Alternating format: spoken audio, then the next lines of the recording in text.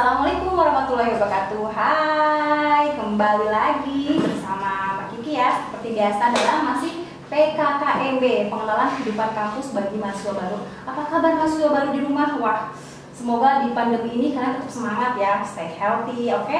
Nah, kali ini saya akan memberikan gambaran juga mengenai kampus Politeknik Negeri Cilacap berhubungan dengan kampus bebas narkoba. Kali ini narasumbernya yaitu Dr. Septi ya, sudah yang benar-benar kondang di mana-mana ya Dr. Septi ya. Dr. Septi apa kabar? Alhamdulillah baik, Mbak. Ya, jadi kali ini tuh kita mau ngobrol kepada mahasiswa baru mengenai narkoba dan HIV ya. Ya, siap. Ya. Jadi biar mereka punya sedikit tentang edukasi bagaimana itu narkoba, bagaimana HIV dan berhubungan dengan kampus seperti apa gitu ya. Langsung aja ya Dok ya. Kalau boleh tahu Dok, apa sih kenapa sih mahasiswa itu harus bebas narkoba masuk Politeknik Negeri Cilacap khususnya ya? Terus kenapa mereka bisa mengenal narkoba awalnya seperti apa? Kalau anak muda kan mungkin gampang banget ya untuk bisa terkenal. Bisa diceritakan Dok bisa mengenai narkoba itu seperti apa? Jadi begini. Mahasiswa itu kan memang diwajibkan atau harus memang tidak memakai narkoba. Kenapa? Karena narkoba itu dapat merusak sel-sel dalam otak kita. Memang pada saat memakai itu rasanya happy, senang, kemudian segala masalah bisa terselesaikan. Tetapi yang perlu kita ketahui juga di mana narkoba itu merusak sel-sel otak kita dengan cepat. Nah, kalau misalnya kita penggunaannya dalam jangka panjang, itu dapat terjadi gangguan kejiwaan. Bagaimana kalau misalnya terjadi gangguan kejiwaan bisa sekolah ataupun kuliah? Itu kan yang perlu kita ketahui kan, ya nggak mungkin kan gitu. Dimana juga anak muda sekarang kan juga harus sadar penuh, tidak memakai narkoba, kemudian sehat dan produktif. Dimana kalau misalnya produktif itu kan memang diharuskan untuk tidak pakai zat-zat tersebut. Betul. Pantesan ya ketika kalian masuk Politeknik Negeri Cilacap kan biasanya diminta surat bebas narkoba. Nah mungkin itu salah satunya narkoba itu akan mempengaruhi sel otak. Jadi kalian tuh mungkin akan ini ya menurun kesadarannya gitu. Oh udah boleh diceritakan. Mungkin mahasiswa baru juga kan nggak tahu nih narkoba itu apa. Mungkin jenis-jenisnya ya mungkin mereka bukan ini sebagai edukasi ya, bukan kita memberikan contoh narkoba seperti apa, tapi biar mereka tahu nih, oh ini ternyata obat terlarang gitu-gitu. Bisa diceritakan Dok mungkin mereka. Oke, narkoba yaitu narkotika, psikotropika dan zat adiktif lainnya. Jadi sebenarnya penyalahgunaan narkotika atau narkoba di Indonesia itu kan sangat banyak ya. Yang narkotika itu ada 3 golongan, yaitu golongan 1 itu hanya dapat dilakukan atau hanya untuk ilmu pengetahuan gitu. Gitu.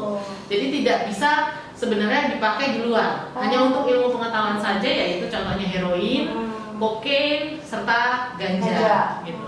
Yang kedua yaitu golongan kedua, pilihan terakhir untuk terapi. Jadi boleh pakai terapi itu, tetapi itu hanya pilihan terakhir gitu. Contohnya bisa morfin, petidin itu biasanya digunakan pada kamar operasi gitu yang dapat menghambat rasa nyeri pada pasien. Kemudian golongan 3 yaitu yang digunakan untuk terapi gitu. Tetapi ini dapat menyebabkan ketergantungannya lebih ringan, misalnya kodein. Kodein biasanya dilakukan pada obat batuk ada kandungannya gitu. Tapi obat-obatan tertentu juga. Dosisnya mungkin ya ini ya. Kemudian ada psikotropika.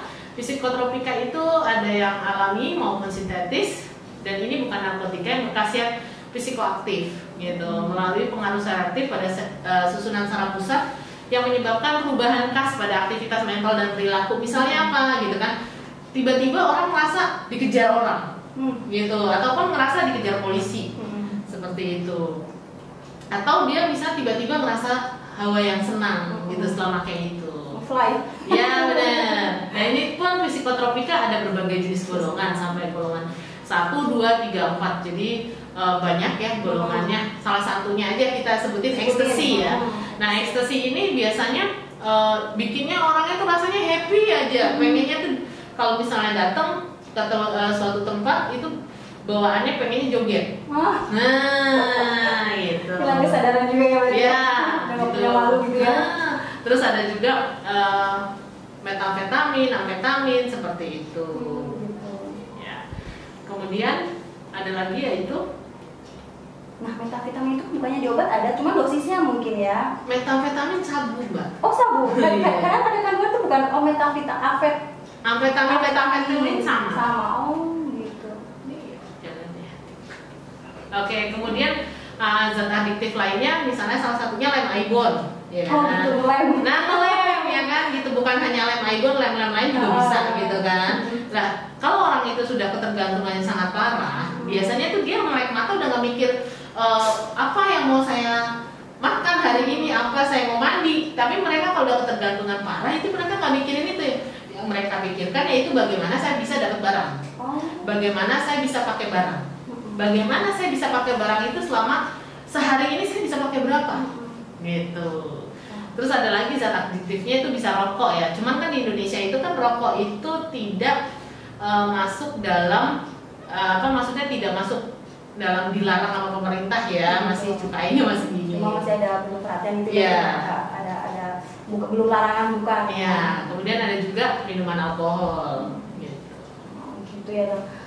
Mereka itu semua zat-zat memang menurunkan sel otak gitu ya. Iya, benar. Jadi pengaruhnya pada mahasiswa menjadi kurang fokus mungkin ya. Terus mereka juga mungkin itu tadi jadi mereka kurang kesadaran karena mereka akhirnya larinya ke situ, tidak fokus ke pelajaran. Itu juga akan mengurangi mereka untuk bisa fokus ke kuliah ya.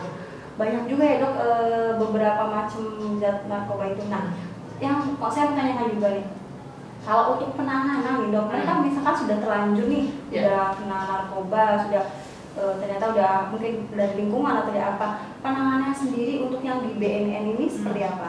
Jadi begini, kami di BNN itu ada namanya seksi rehabilitasi, di mana seksi rehabilitasi seperti kita tahu rehab yaitu memulihkan klien atau memulihkan pasien. Nah, memulihkan pasien itu dengan cara apa?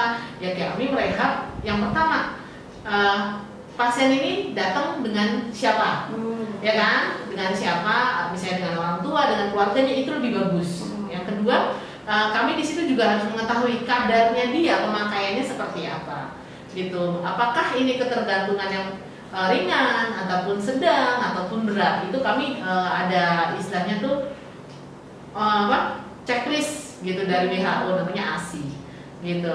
Kemudian setelah itu kami lihat dulu ini pasien ini apakah bisa rawat inap ataupun rawat jalan. Kalau di BNN sini kan rawat jalan ya. Kalau kami nggak sanggup ya kami akan lakukan rawat inap. Biasanya kami akan kirim ke Lido ataupun ke Banyumas. Oh, ada Banyumas ya? Di Batu Raden. Oh, Rehab Kemensos. Oh, Kemensos. Jadi mereka kalau memang sudah ketergantungan ada tempat sendiri ya. Tapi untuk BNN Cilacap hanya memfasilitasi untuk yang rawat jalan saja. Nah, itu berarti digali juga si pasien ya, si pengguna narkoba itu kenapa bisa tergantungan seperti itu. Nah, kalau BNN sendiri itu kan narkoba kan memang dilarang ya. Berarti kan itu tindak pidana. Tapi kalau yang tergantungan memang dirawat tapi tidak dimasukkan ke dalam? Tidak ya. Nah, kalau dokter Septi hanya sebatas pengguna. Jadi hanya pengguna. Kalau sudah memang ke tahap dia itu kurir ataupun istilahnya dia yang jual, kami tidak masuk ranah itu. Gitu. Kalau udah ranah itu berarti kan memang harus masuknya ke ranah hukum.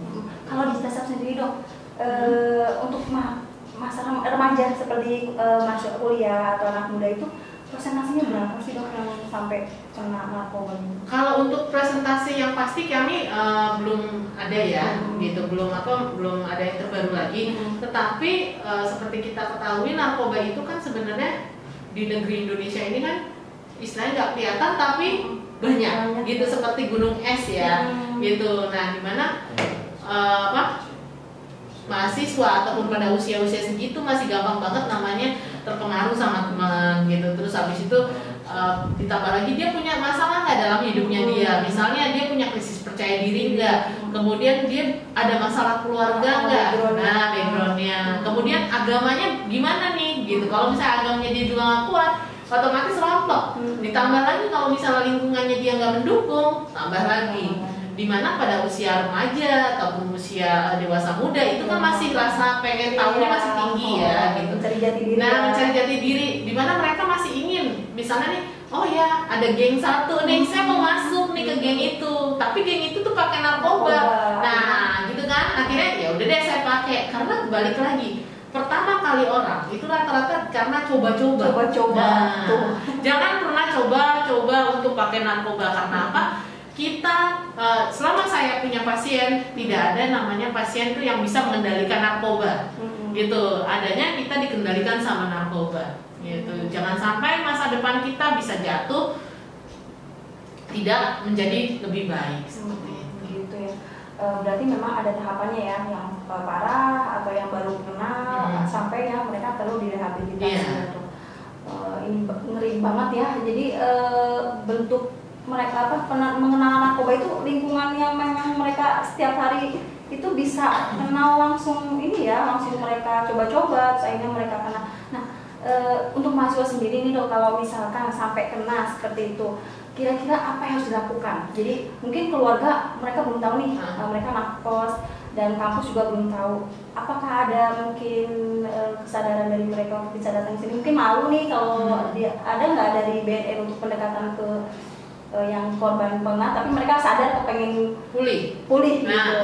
jadi gini, kalau misalnya pengguna itu pengen pulih, otomatis dia harus datang ke BNN. Nah, sendiri. Nanti kami akan bantu seperti apa? Kami akan telusuri keluarganya, gitu. Misalnya, saya minta dong kontak keluarga kamu, gitu. Karena balik lagi, pasien yang selalu saya tangani rata-rata keluarganya itu memang keluarga yang broken home, atau memang dia orang tuanya tidak bercerai, tetapi komunikasi di rumah tuh lambat, nggak ada rasa namanya bahagia, gitu. Karena balik lagi, anak kalau sampai cari pelarian di luar, itu pasti ada sesuatu di dalam yang merasa dia tidak nyaman, gitu. Nah, rasa tidak nyaman ini yang kita cari. Dari mana rasanya? Apakah dari orang tuanya, ataukah dari dalam dirinya, ataukah dari lingkungannya, atau memang sistem orang tuanya ini dia tidak satu arah. Gitu, tidak satu arah, maksudnya antara bapak dan ibu ini mendidiknya berbeda.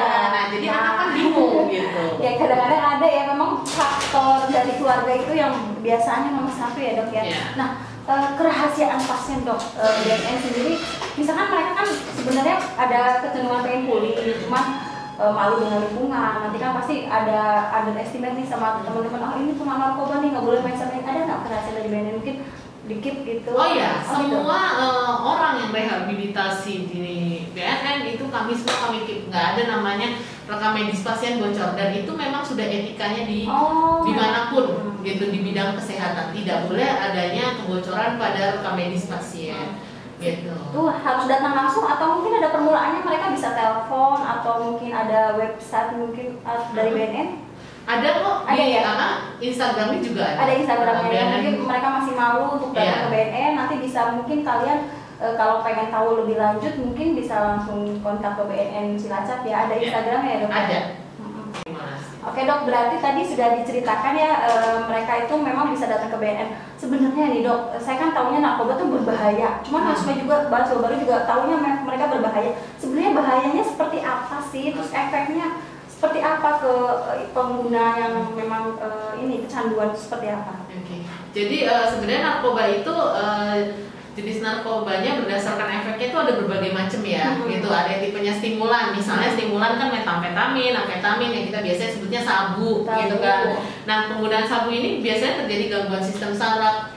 Kemudian serangan istilahnya tuh peningkatan tekanan darah. Jadi bawaannya di tubuh kita tuh semangat, ya sistemnya stimulan gitu. Tapi kalau misalnya udah turun ya turun, gitu. Sebenarnya ada positifnya gitu, aktif mereka semangat, mereka negatif ya. Enggak, kalau saya berusaha bagaimana memacu diri saya untuk saya lebih baik setiap harinya.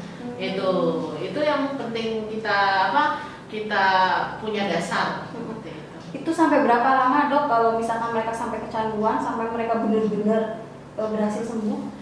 Masing-masing orang berbeda-beda mbak. Jadi gini, orang tergantung niatnya gitu. Misalnya niat di dalam diri kita besar nih gitu. Saya pernah merehab pasien yang memang kecanduan dalam jangka panjang, tetapi rasa ingin pulihnya tuh besar. Nah, pulihnya cepet gitu. Nah, balik lagi, saya tidak pernah mengatakan sembuh tapi pulih itu gimana? Jadi dia harus tetap memaintain dirinya dia sendiri sepanjang hidupnya, sepanjang umurnya.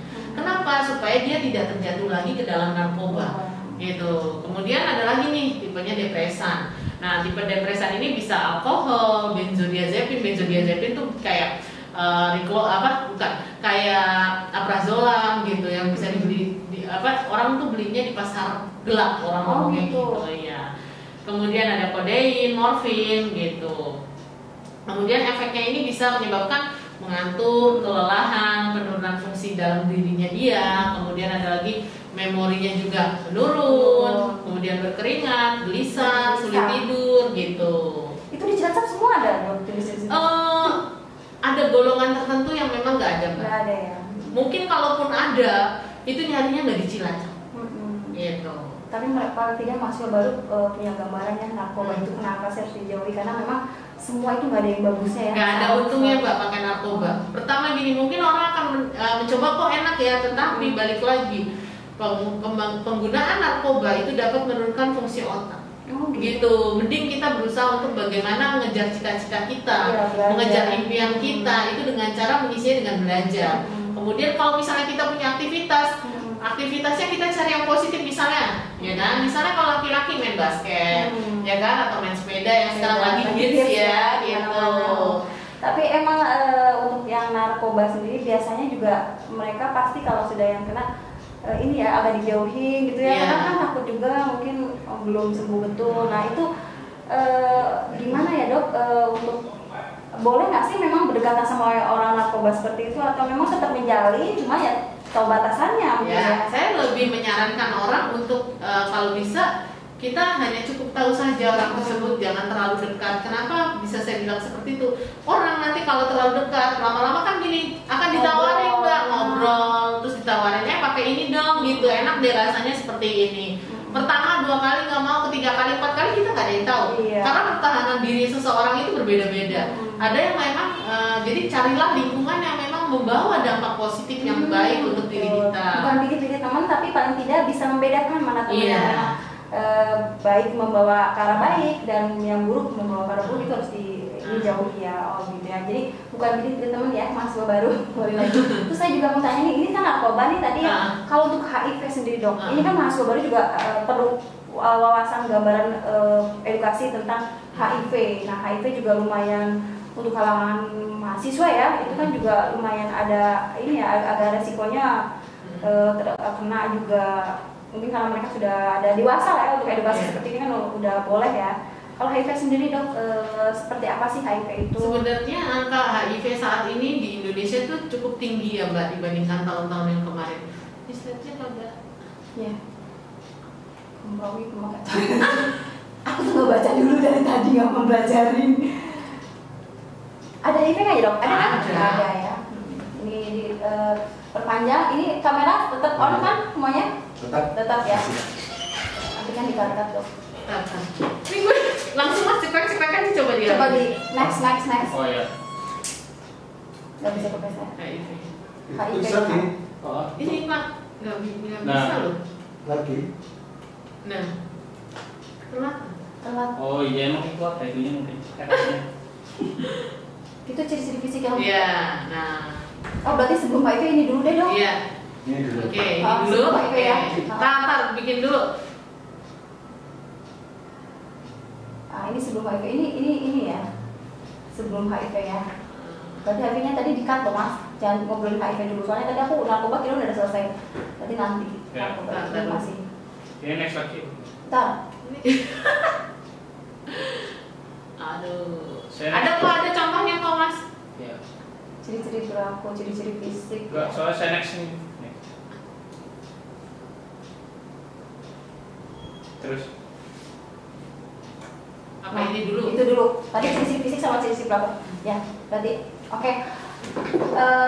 Tadi sudah punya gambaran ya mereka tentang kalau ciri-ciri fisik dok. Tadi kan lingkungan memang mempengaruhi mereka untuk supaya untuk mereka mengenal narkoba. Nah saya boleh tahu nggak ciri-ciri fisik dan ciri-ciri perilaku yang memang sudah tertentu narkoba? Kadang-kadang susah bedain ternyata kena narkoba padahal dari fisik kayak aja. Nah ciri-ciri fisik yang detail yang mungkin bisa kelihatan oleh mahasiswa. Jadi gini, orang pemakaian narkoba dengan golongan-golongan tertentu dia tidak mau mengurus dirinya dia sendiri. Misal mandi aja males, Benar, Iya. itu mandi aja malas. Kadang aja makan mereka tidak terpikirkan sampai berat badannya turun drastis.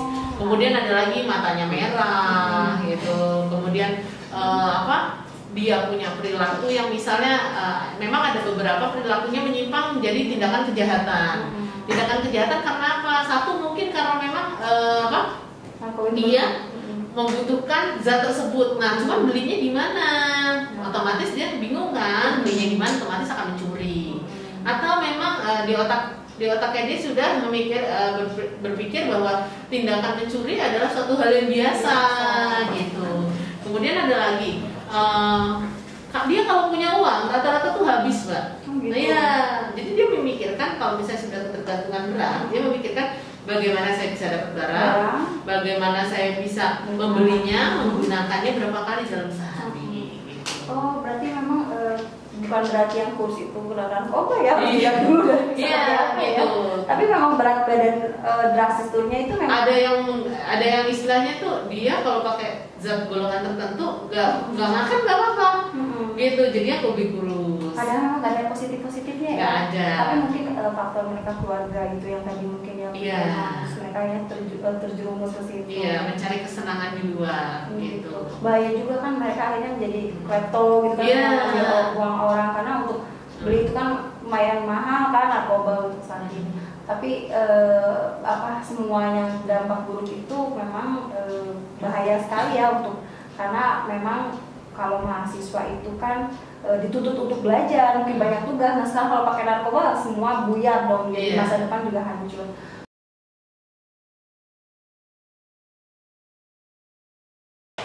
Narkoba mungkin Mas Baru sudah punya gambaran ya Dr. Seti, tapi saya juga akan memberikan gambaran sedikit nih tentang HIV, Dok. Bisa ceritakan HIV dan AIDS di Indonesia mungkin ya selama ini. Mereka juga kan perlu edukasi juga tentang HIV dan AIDS. Oke, HIV di Indonesia itu kita lihat semakin lama, semakin banyak tahun, semakin tahun berganti, otomatis akan terjadi penambahan. Iya, seperti itu. Karena perilakunya kita tidak dapat mengcover perilaku orang lain juga, gitu. Nah, dimana HIV itu kan human immunodeficiency virus, ya kan? Itu setelah HIV maka kan terjadi AIDS. AIDS yaitu acquired immune deficiency syndrome. Jadi kumpulan dari beberapa gejala dari HIV yang kemudian jatuh ke AIDS. Itu juga menyebabkan kematian ya? Iya, dapat menyebabkan kematian. Gitu. Nah, apa sih hubungannya narkoba yang tadi dengan HIV AIDS ini buat remaja mahasiswa baru mungkin ya bisa kasih edukasi nggak?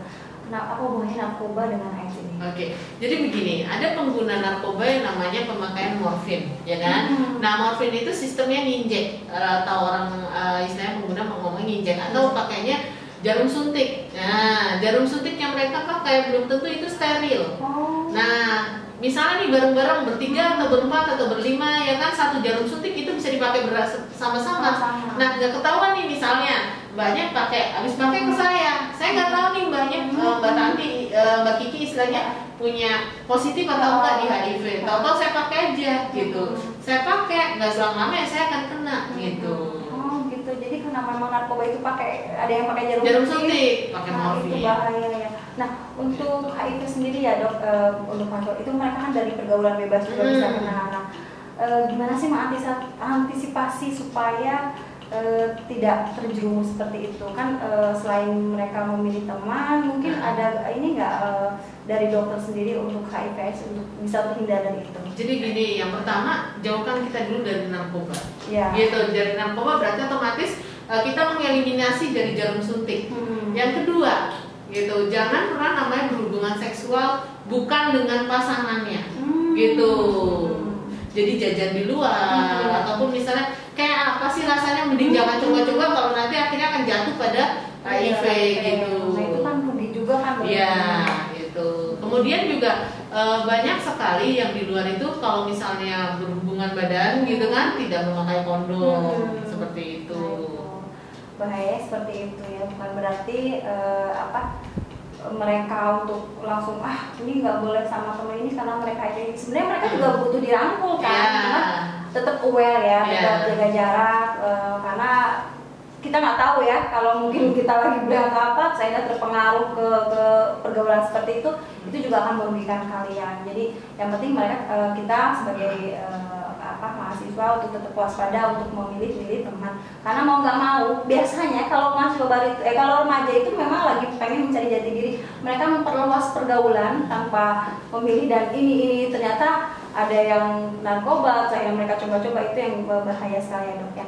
Untuk HIV sendiri dok, kalau misalkan mereka terpengaruh terkena ya gitu, terus langkahnya mereka harus datang ke rumah sakit daerah yang memiliki layanan VCT gitu. Jadi misalnya di sini bisa ke RSUD gitu, nanti akan dilayani di sana, nanti akan dicek lagi CD4-nya berapa ya kan, istilahnya ini sudah punya gejala apa enggak, gejala yang memang mengidentifikasi ke arah HIV ataukah memang sudah jatuh ke AIDS gitu. Kemudian satu lagi yang saya ini, jangan sekali-sekali tato. Ya, bukannya saya menganggap semua jarum tato itu tidak steril ya, tapi tetap satu menurut saya pribadi ya gitu, kalau kita tato otomatis kita mau mencari pekerjaan pun sudah dieliminasi beberapa tempat gitu. Apa sih sebenarnya untungnya gitu kan kalau tato? Kayaknya mahasiswa politeknik negeri Cilacap nggak ada yang tato, karena salah satu mahasiswa politeknik biasanya mereka tidak bertato. Iya, tidak boleh bertato dan atau piercing ya kan. Iya, seperti itu. Iya betul. Nah, iya kadang-kadang saya juga nggak habis pikir ya, mereka tato tuh untuk apa gitu kan. Ya mungkin ada yang menganggap itu keindahan, tetapi balik lagi keindahan itu bisa kita cari dengan hal-hal yang positif gitu. Nah, kalau misalnya terjadi penularan HIV itu harus ada faktor yang keluar atau virus yang keluar dari dalam tubuh orang tersebut dalam keadaan yang cukup, kemudian virusnya hidup serta dia dapat masuk misalnya ke tempat luka. Gitu, tempat luka ataupun ke tempat yang lain. Tapi HIV sendiri bisa disembuhkan sebenarnya dok? Enggak. Oh enggak? Enggak. Jadi kita hanya memaintenance bagaimana tubuh pasien ataupun pasien tersebut dapat hidup dengan menggunakan obat anti. Oh, berarti mereka ketergantungan obat dengan kata. Iya, gitu. Nah, kemudian yang perlu diketahui juga, istilahnya HIV itu juga tidak menular melalui misalnya digigit nyamuk gitu kan. Nyamuk sana pindah ke nyamuk sini itu kan istilahnya nggak mungkin gitu kan. Kemudian bersalaman, bersentuhan, kemudian pelukan, ciuman seperti itu. Itu tidak. Ya. Menggunakan peralatan makan atau minum bersama nggak masalah, tinggal serumah juga nggak apa-apa, menggunakan jamban yang sama ataupun kamar mandi yang sama tidak bermasalah. Balik lagi, virusnya harus dalam keadaan yang cukup dan ada ruang masuk untuk virus tersebut masuk ke tubuh yang lainnya. Oh gitu. Nah ciri-ciri fisiknya dok, kalau untuk HIV/AIDS tadi kan narkoba sudah nih jeritan, kalau HIV/AIDS itu jauh beda nggak atau gimana HIV? Biasanya itu ada demam mbak, gitu. Demamnya gampang sakit gitu kan. Jadi pada sebenarnya stadium tuh ada beberapa stadium. Jadi stadium pertama itu window period namanya. Window period itu dimana 1 sampai 3 bulan pertama itu bisa dikatakan orang ini bisa tahu positif atau negatif, tetapi masih kalau misalnya negatif ini harus diperiksa ulang lagi 3 bulan kemudian. Oh gitu. Ya, nah. Kemudian ciri-cirinya itu bisa, kalau misalnya yang berat itu dapat terjadi kandidiasis oral ataupun terdapat jamur. Kenapa? Nah, yang diserang itu kan sebenarnya jadi tubuh istilahnya leukosit yang seharusnya berusaha untuk membantu tubuh melawan infeksi. Nah itu nggak bisa, gitu, payah lah istilahnya, seperti itu, lemah. Antibodinya lemah. Iya, gitu. Kemudian ada lagi misalnya orang itu bisa aja gampang sekali terkena penyakit, misalnya TBC gitu. Kemudian ada komplikasi gitu. Iya, gitu. Bisa lagi kemana, ke keganasan juga bisa, kanker gitu. Nah, kemudian ada lagi tanda-tandanya itu diare kronis, jadi diare dalam waktu yang panjang gitu. Biasanya ada penurunan berat badan gitu. Kemudian ada lagi pembengkakan kelenjar getah bening di bagian-bagian tertentu. Nah, getah bening kan itu kan sebenarnya kan pertahanan untuk tubuh. Nah, tetapi dalam tubuh kita tuh nggak mampu untuk mempertahankan itu, jadinya dia memberi signal. Oh, gitu. Berarti sebenarnya memang menurunkan antibodi ya, jadi sistem imunitas kita. Oh, gitu ya. Jadi semua dari narkoba, HIV itu memang biasanya cenderung deket-deket sama remaja. Ya, karena balik lagi remaja, rasa keingintahuannya Ya, tinggi, betul. rasa pengen saya dihargain, saya tuh siapa sih? Nah, mencari jati diri. Cuma yang perlu kita garis bawahi, carilah jati diri yang memang ke arah yang baik atau positif, gitu. Kemudian tatanan dia dalam hidup, misalnya agama itu harus kokoh, gitu. Jadi memang semua sebenarnya berawal dari kitanya sendiri Iya, ya. Bagaimana harus membentengi itu dari agama juga, keluarga juga gitu ya. Oke dok, kayaknya udah punya gambaran deh ya mahasiswa baru mengenai narkoba, bahayanya seperti apa, dan HIV/AIDS itu juga bahayanya seperti apa. Paling tidak mereka sudah kenapa sih narkoba berbahaya, kenapa dan mereka hanya tahu dan tidak mencoba-coba, karena ketika mereka mencoba itu, wah benar-benar efeknya yang luar biasa. Jangan pernah berusaha untuk mencoba kalau kita tidak dapat mengendalikannya. Karena apa? Balik lagi, bukan kita yang dapat mengendalikan narkoba, narkoba yang malah mengendalikan kita. Dan efeknya kalau sampai narkoba mengendalikan kita, dalam jangka waktu panjang akan terjadi penyakit kejiwaan. Bisa gila, Mbak? Gila. Iya, gila. Gitu. Saya pernah datang ke salah satu balai besar rehabilitasi. Jadi pasiennya tuh lari-lari aja. Gitu, ngerasa dirinya itu tuh di situ ada cewek pakai baju merah, halusinasi gitu. Oh ya. Oke dok, berarti memang bahayanya luar biasa tuh narkoba. Saya bisa ini nggak dokter memberikan sedikit kesimpulan dari tadi kita obrol ini, terus mereka mahasiswa baru Politeknik di Cilacap juga bisa diberikan apa supaya tidak terjerumus ke narkoba. Ya, yang pertama yaitu kita harus berteman dalam lingkungan yang memang positif, karena lingkungan yang positif akan membawa kita menjadi hal positif. Kemudian yang kedua, kita harus memiliki benteng keagamaan ataupun beragama itu yang baik. Gitu. Yang ketiga, apa dalam diri kita ini punya tujuan hidup apa sih? Gitu. Tujuan hidupnya misalnya saya mau jadi engineering. Nah, gapailah cita-cita kamu gitu. Dan ingat, dalam hidup itu pasti butuh berproses. Tanpa berproses kita tidak akan menjadikan hidup kita itu akan lebih baik gitu, tidak akan matang gitu. Dan jangan pernah coba narkoba, karena apa? Narkoba itu sangat-sangat tidak baik untuk kesehatan dan pikiran gitu.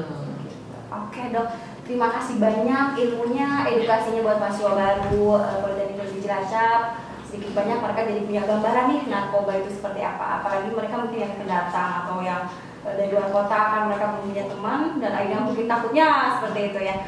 Terima kasih banyak dokter waktunya. Politeknik pasti Profesional, aplikatif, siap kerja, tepat waktu dan inovatif. Terima kasih. Wassalamualaikum warahmatullahi wabarakatuh.